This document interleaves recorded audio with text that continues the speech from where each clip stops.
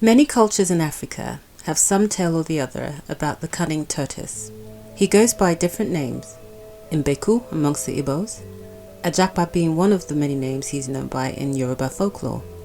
This story I'm about to tell is very well known within parts of Africa. The details may be different, but the overall concept remains the same. It has been told for many a years and will continue to be.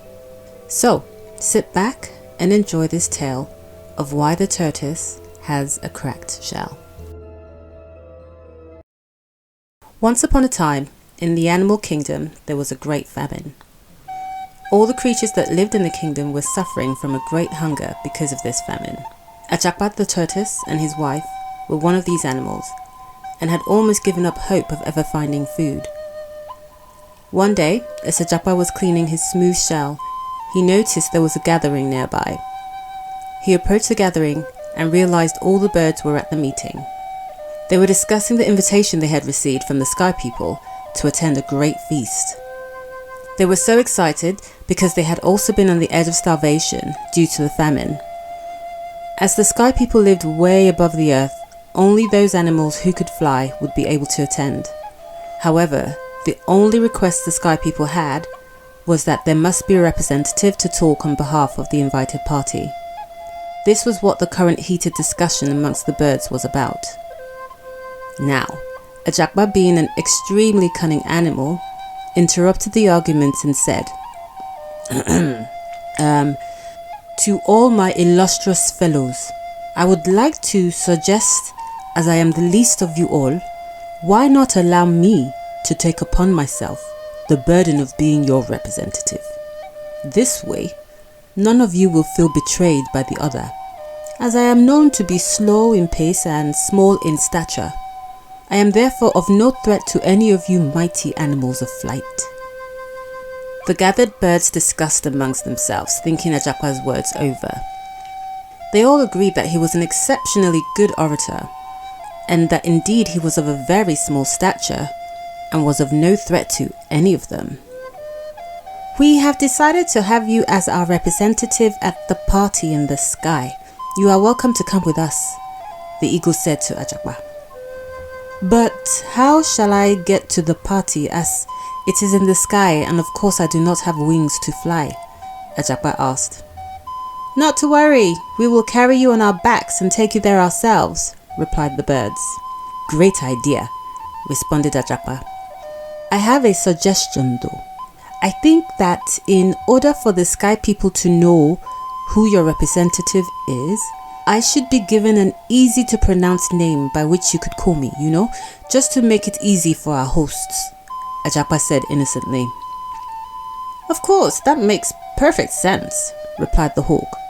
All the other birds nodded in agreement. Yes, perfect sense, they said in unison. What name would you like us to call you when we arrive at the party? The hawk asked Ajapa. Well, why don't you call me Everybody? This is an extremely easy name to remember and pronounce, Ajapa responded. Yes, this name is extremely easy to remember. We indeed shall call you Everybody, said the eagle, and all the birds once more agreed. So with this settled, the birds began to fly off to the party, with Ajapa being carried carefully on the eagle's back. Up and up they all flew into the blue sky until the forest could no longer be seen, and yet the birds flew even higher. Eventually they reached their destination, the beautiful palace of the sky people. In the grand dining hall was such a spread of delicious, mouth-watering foods of all kinds that the birds felt dizzy with happiness. As they all sat around the table, the sky people entered the room welcoming the party. And who is your representative? Asked one of the sky people. I am, responded Ajapa. Welcome, the host said. Please, enjoy this feast prepared for everybody. Everybody must eat. And with this, the sky people left the room. Just as the birds were about to start eating, Ajapa stood up and said, Wait a minute, all of you. As you heard our host say, this feast has been prepared for everybody and everybody must eat? As you all agree to call me everybody, it saddens me to say that I alone can partake of this feast. And with this said, Ajapa began to eat until his belly could not take any more. He then waited an hour, and once he felt there was no more space in his belly, he continued to eat. The birds watched him in horror, unable to do anything, as they all realized they had indeed agreed that Ajapa was to be called everybody. By the end of the party, incredulously, Ajapa had managed to finish every single piece of food that had been on that table. Not even the smallest morsel had passed any of the birds' mouth. They were filled with such rage at how Ajapa had tricked them. As they all filed out of the hall, ready to fly back to Earth, the birds discussed amongst themselves what to do. They decided they would all fly off and refuse to carry Ajapa back to Earth. One by one, all the birds flew off, leaving Ajapa behind, until only the hawk was about to fly off. Ajapa begged the hawk to take him, but the hawk refused.